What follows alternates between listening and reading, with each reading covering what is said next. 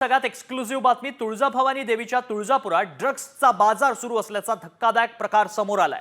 2.5 वर्षांपासून तुळजापुरात हा ड्रग्सचा सुळसुळाट सुरू आहे। तब्बल 1,500 तरुण ड्रग्सच्या विळख्यात सापडल्याचा दावा करण्यात येतोय। ड्रग्स तस्करी आणि सेवनाचं मोठं रॅकेट सुरू असल्याचा खळबळजनक आरोप पुजारी आणि व्यापाऱ्यांनी केलाय। जिल्हाधिकारी आणि पोलीस अधीक्षकांच्या कानावर 4 महिन्यांआधी हा विषय घालण्यात आलाय, मात्र त्यांनी पांघरुण घातल्याचा गंभीर आरोप पुजारी आणि व्यापाऱ्यांनी केलाय। आता याच ड्रग्ज विरोधात तुळजापूरकर एकवटलेत। तुळजापुरात ड्रग्ज विरोधात कारवाईसाठी मोठी बैठक घेण्यात आली आहे। ड्रग्ज विरोधात ठोस कारवाई झाली नाही तर रास्ता रोको करण्याचा आणि तुळजापूर शहर बंद ठेवण्याचा इशारा देण्यात आलाय।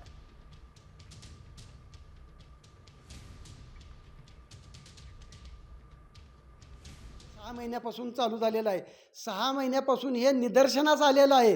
गेली 2 ते 2.5 वर्ष हे चोरून हा धंदा चालू होत होता, परंतु या 6 महिन्यामध्ये ओपन झालेला आहे। या ड्रगच्या प्रकरणामध्ये पोलिसांकडून तुळजापूर शहराला याच्यामध्ये न्याय मिळू शकत नाही आणि याच्यासाठी कुठल्या तरी असा सक्षम यंत्रणेकडे याची चौकशी केली पाहिजे। ह्या तुळजापुराचं नाव बदनाम होऊन या ड्रग्समुळे झालेलं आहे। कालच्या बातमीमुळं हे सर्व गोष्टी पोलीस प्रशासनाला माहीत असताना सुद्धा ते कानडोळा करत आहेत आणि आम्ही आत्ताच एक संदर्भाने एक बैठक घेतली की ह्याच्या मागं आश्रय कोणाचा आहे, तर येथील PI आणि DSP साहेब ह्यांचा आहे, तर त्यांची तात्काळ बदली करावी।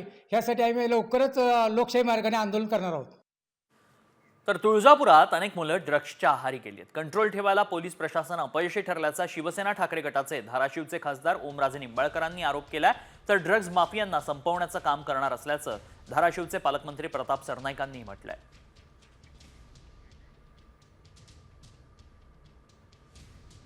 तुळजापूर सारख्या महाराष्ट्राचं 3.5 शक्तिपीठापैकी एक शक्तिपीठ असणाऱ्या ठिकाणी जर दिले जात असतील, त्याचं डिस्ट्रीब्युशन होत असेल आणि जर इथली मुलं त्या व्यसनाच्या आहारी पडत असतील तर निश्चित ही अतिशय चिंतेची आणि खेदाची बाब आहे। प्रशासनानं तातडीनं लक्ष देण्याची आवश्यकता आहे आणि सगळ्यात महत्त्वाचं की ज्यांची जबाबदारी आहे त्यांनी हे समजून घेणं गरजेचं आहे की कदाचित उद्या आपला मुलगासुद्धा त्या व्यसनाच्या आहारी पडू शकतो। समजा आपल्याच घरात आपल्याच मुलाच्या बाबतीत जर अशा पद्धतीनं व्यसनाधीन होत असेल तर मला वाटतं त्याचं अतिशय गांभीर्यानं विचार करणं गरजेचं आहे आणि प्रशासनानं तातडीनं पावलं उचलावीत।